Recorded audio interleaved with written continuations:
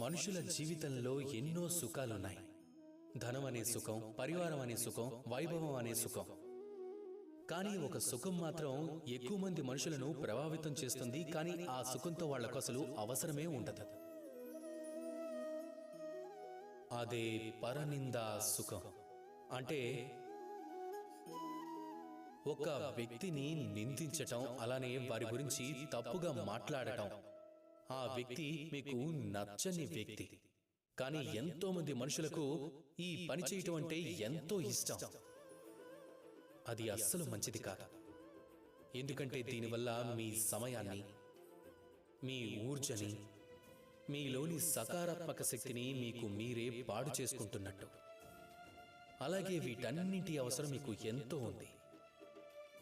అసలు మీకు నచ్చని వాళ్ల గురించి మీరు ఏమాత్రమూ మాట్లాడకండి. మీరు ఎవరినైతే ప్రేమిస్తారో మీ ధ్యాస మొత్తం వారిపై కేంద్రీకరించండి. అలానే మీకు నచ్చే పనిపై మీ ధ్యాసను పెట్టండి.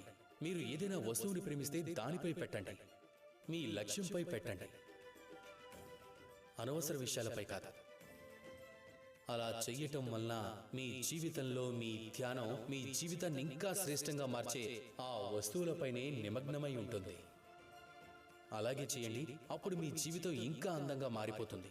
ఇకప్పుడు మీ మనసు సంతోషంతో చెప్తుంది, రాధా కృష్ణ.